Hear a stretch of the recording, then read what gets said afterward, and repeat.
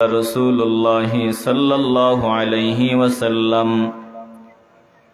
अलमरउ अला दीनि खलीलिहि फलयंजुर अहदुकुम मन युखालिल। আল্লাহর নবী রাহমাতুল লিল আলামিন বলেন, উম্মতের দল, আমি নবী পরামর্শ দিচ্ছি, আমি টুপিওয়ালা না, নবীজি পরামর্শ দিচ্ছেন, দিল দিয়ে শুনে নেন। যারা দাবি করেন আমি নবীর উম্মত, যে বলবেন আমি নবীর উম্মত, তাইলে নবীজির কথা আপনাদেরকে শোনাইতেছি, কেমন মনোযোগী হয়ে শোনা দরকার। আমরা যখন এমপির কথা শুনি বলে নড়াচড়া করি না, এমপির দিকে এক মনোযোগী ভাবে তাকায় থাকি। বলে প্রধানমন্ত্রীর সামনে যদি যাই, প্রধানমন্ত্রীর কথা শোনার জন্য খুব আদব নিয়ে বসে যাই, মনোযোগী হয়ে শুনি। আমার মাওলার কথা বলা হবে, বলে মাওলার হাবিবের কথা শোনানো হবে। আর আমরা যদি আল্লাহর বান্দা নবীর উম্মত দাবি করে মনোযোগ দিয়া না শুনি, প্রমাণ হবে আমরা আদবওয়ালা বান্দা হতে পারি নাই, আদবওয়ালা উম্মত হতে পারি নাই। বলেন আমরা আল্লাহর রাসূলের কথাগুলো সব থেকে বেশি মনোযোগী হয়ে শুনতে চাই কি চাই না?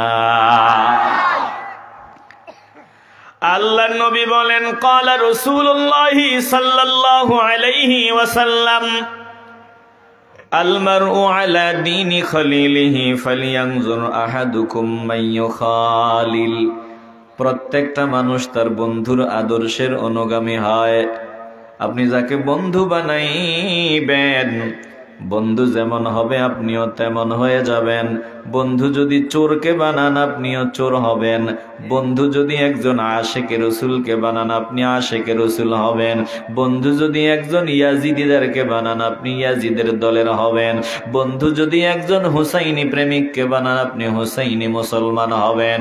বলেন আমরা বন্ধুত্ব করার ক্ষেত্রে বুঝে শুনে বন্ধু বানাতে চাই কি চাই না? আল্লাহর নবী বলেন, প্রত্যেকটা মানুষ তার বন্ধুর আদর্শের অনুগামী হয়। এজন্য তুমি কারে বন্ধু বানাইবা, কাকে ভালোবাসবা, চিন্তা ভাবনা করা দরকার।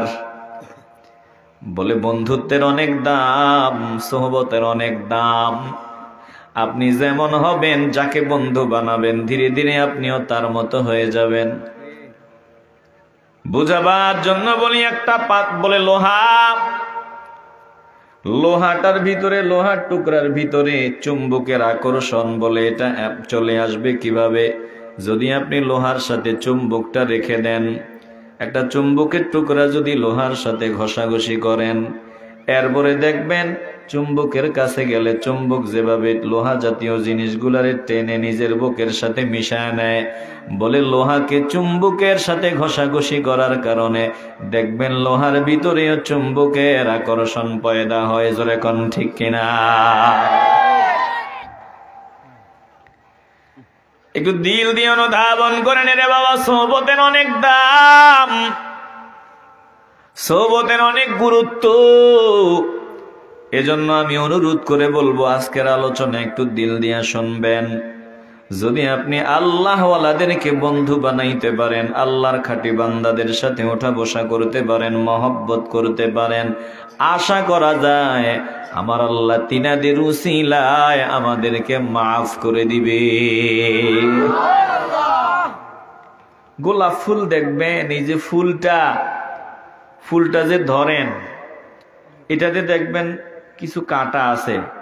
বলে সারা ফুলের যে গাছটা, এটাতে কাঁটা ছিল।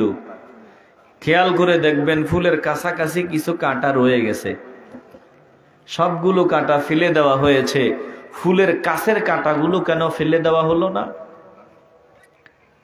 যিনি কাঁটাগুলো ফেলে দিছিলেন এ গোলাপ ফুলের গাছ থেকে, সবগুলো কাঁটা ফেলতে ফেলতে ফুলের কাছাকাছি চলে আসলেন। এবার ফুলের কাছে আসিয়া দেখেন ফুলের কাছেও কিছু কাঁটা আছে, মিলায় দেখেন সবগুলো কাঁটা ফালায়া দেয়।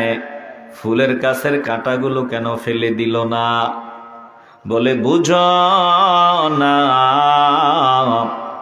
সবগুলো কাঁটা ফেলে দিলাম। কেন? কারণ এই কাঁটাগুলো ফুল থেকে দূরে, এই কাঁটাগুলো ফুল থেকে দূরে ছিল, এজন্য কাঁটাগুলো ফেলে দিলাম। কিন্তু যেই কাঁটাগুলো দেখবেন ফুলের কাছে রয়ে গেল, এই কাঁটাগুলো ফেলে দেওয়া হলো না কেন? বলেন না না না, এই কাঁটাগুলো যদি ফেলতে যাই ফুলের ভিতরে আসর লেগে যেতে পারে, ফুলে আঘাত চলে আসতে পারে। এজন্য সবগুলো কাঁটা ফেলে দেওয়ার পরেও ফুলের কাছে যেই কাঁটাগুলো রয়ে গেল, বলে কেন রয়ে গেল? যেগুলো ফালায় দিল ওইগুলোও কাঁটা, ফুলের সাথে যেগুলো আছে ওইগুলোও কাঁটা। বলে আরে ওইগুলো কাঁটা হলে ওইগুলো ফুল থেকে দূরে, এজন্য এগুলো ফেলে দিলাম। কিন্তু কাঁটা হওয়ার পরেও ফুলের সাথে থাকার কারণে এই কাঁটাগুলো ফেলে দিলাম না। কেন ফেললেন না? বলে কাঁটাগুলো যদি ফেলতে যাই ফুলে যদি আবার আঘাত লাগে, ফুলে আঘাত লাগলে অসুবিধা। বলে ফুলের দাম, কাঁটার তো কোনো দাম নাই।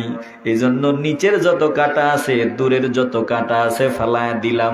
বলে ফুলের কাছের কাঁটাগুলো রেখে দিলাম কাঁটা হওয়ার পরেও। কেন? বলে একমাত্র ফুলের ভালোবাসায়। জোরে কোন ঠিক কিনা? আমরা গুনাহগার, কাঁটা জাহান্নামে আল্লাহ গুনাহগার গুলারে ফালায়া দেওয়ার জন্য যখন অর্ডার দিবেন, বলে যে এই মানুষগুলা আল্লাহ ওয়ালাদের থেকে দূরে ছিল, আল্লাহর প্রিয় বান্দাদের থেকে দূরে ছিল, জাকিরিন শাকিরিন সালেহিন বান্দাদের থেকে দূরে ছিল, বলে আল্লাহর প্রিয় বান্দাদের সোহবতে সময় দিত না, তাদের ভালোবাসতো না। এই মানুষগুলারে জাহান্নামের শিকল লাগাইয়া টানিয়া টানিয়া জাহান্নামে নিক্ষেপ করা হবে।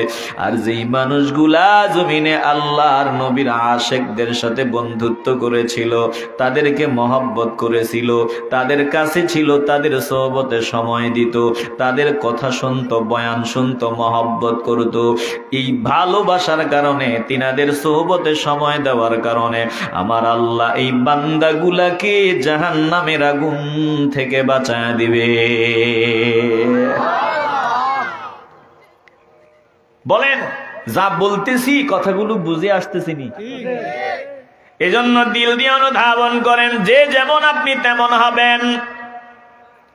বলে তেমন হইতে না পারলে অন্তত একজন হক্কানি আল্লাহওয়ালাকে যদি মহব্বত করা যায়, ওই আল্লাহওয়ালাকে মহব্বত করার কারণে আমার আল্লাহ আপনাকে আমাকে মাফ করে জান্নাতি বানায় দিবে। অন্তত তাদের মতো হইতে না পারলেও বাঁচার একটা রাস্তা আছে না নাই? আসতে বলবেন না, জবান খুলে বলেন আছে না নাই? এজন্য বলেন আমরা হক্কানি আল্লাহওয়ালা যারা আছে তাদেরকে মহব্বত করে তাদের সাথে চলতে চাইনি। আসতে বলবেন না, জোরে বলেন চাইনি। শেখ সাদী রহমাতুল্লাহি আলাইহি বলেন, দুনিয়ার মানুষ শুনিয়া লাও, আমি গোসল করতে গেলাম, গোসলখানায় গিয়া কাদা মাটির ভেতর থেকে আমি ফুলের সুঘ্রাণ পাওয়া শুরু করলাম। কাদা মাটিটাকে ডাক দিয়া বললাম, রে কাদা মাটি, ব্যাপার কি? তুমি তো কাদা মাটি ছাড়া আর কিছুই না, কিন্তু তোমার ভেতর থেকে টাটকা ফুলের সুগন্ধ পাওয়া যায় কেন? সুগন্ধ বের হয় কেন? কাদা মাটি ডাক দিয়া বলে, রে আল্লাহর ওলি, আমার যেমন কাদা মাটি দেখো আমি ঠিক তেমন কাদা মাটি, আমার ভিতরে সুগন্ধের কিছুই নাই, কিন্তু নজর দিয়ে দেখো আমার উপরে ফুল গাছ আছে, ওই ফুলগুলো ঝরে ঝরে আমার উপর পড়ে। বলে ওই ফুলের সুগন্ধ আমি কাদা মাটির ভিতরে চলে আসে। জোরে কোন আল্লাহু আকবার। গেলে খুশবুয়ে দর হাম্মামে রোজে, রসিদ জ দস্তে महबूबे बदस्तम बुदू गुफ्तम के मिशकिया अबीरी के अजबुए दिलावी जे तुमस्तम। بغفتا من غلینا چیز بودم ولیکن مدت باغل نشستم جمال ہم نشی در من اثر کار وغرنا من ہما খাকম কে হস্তম এক খণ্ড সুবাস মাটি হাম্মামের ভিতর এক খণ্ড সুবাস মাটি হাম্মামের ভিতর হইল একদা শেখ সাদির দৃষ্টি গোচর হস্তে নিয়া কহিল তুমি মেশকোনা আম্বর দাও তব পরিচয় অতি সত্তর এত সৌরভ কোত্থেকে করিলে হরণ যার ফলে মুখরিত মরন্তকরণ কহিল সে তুচ্ছ মাটি আমি নহি আম্বর কিছুকাল ছিলাম তবে গোলাপের সহচর তার ওই সোহবতের জানো এতই আসার সর্বজনে করে তাই মহা সমাদর ও আবদার মুসলমান নবীর আশিকের দাও বলে কাদা মাটি ডাক দিয়া বলে আমার ভেতরে যত সুগন্ধ আছে এটা আমার ভেতরে সুগন্ধর কিছু নাই তুচ্ছ করদম ছাড়া আমি কিছুই না কিছুকাল ছিলাম তবে গোলাপের সহচর তার ওই সোহবতের জানো এতই আসর বলে গোলাপের সহচর থাকার কারণে ফুলের সোহবতে থাকার কারণে অটোমেটিকলি আমার ভেতরেও ফুলের সুগন্ধ চলে আসছে এ মুসলমান ইমানদার যদি ভালো মানুষের সাথে থাকা যায় ভালো মানুষের গুণ চলে আসবে আর যদি খারাপ মানুষের সাথে বেশি সময় দাও ও যেমন তুমিও ধীরে ধীরে তেমন হবা সন্দেহ নাই জোরে কোন ঠিক কিনা আল্লাহ নবী রাহমাতুল লিল আলামিন বলেন ক্বালা ইন্নামা মাসালুল জালিসাইনিস সালিহি ওয়াস সুই কাহামিলিল মিসকি ওয়া নাফিখিল কিরি ফাহামিলুল মিসকি ইম্মা আন ইয়াহজিয়াকা ওয়া ইম্মা আন তাবতা'a মিনহু ওয়া ইম্মা আন তাজিদা মিনহু রিহান তাইয়্যিবাতান ওয়া নাফিখুল কিরি ইম্মা আন ইউহরিকা সিয়াবাকা ওয়া ইম্মা আন তাজিদা মিনহু রিহান খাবিসাহ মুত্তাফাকুন আলাইহি বুখারী মুসলিমের হাদিস আল্লাহ নবী ভালো মানুষ এবং খারাপ মানুষের সোহবতের তুলনা দিচ্ছেন উদাহরণ দিচ্ছেন আমি টুপিওয়ালা বলছি না আল্লাহ নবী বলেন বলে ভালো মানুষের সোহবতের দৃষ্টান্ত হলো এমন যেমন কস্তুরী বিক্রেতা সুগন্ধি বিক্রেতা আর বাজে মানুষ খারাপ মানুষের সোহবতের দৃষ্টান্ত হলো তেমন যেমন কামারের দোকানওয়ালা কামরের হাবর বলে ভালো করে খেয়াল করিয়া লন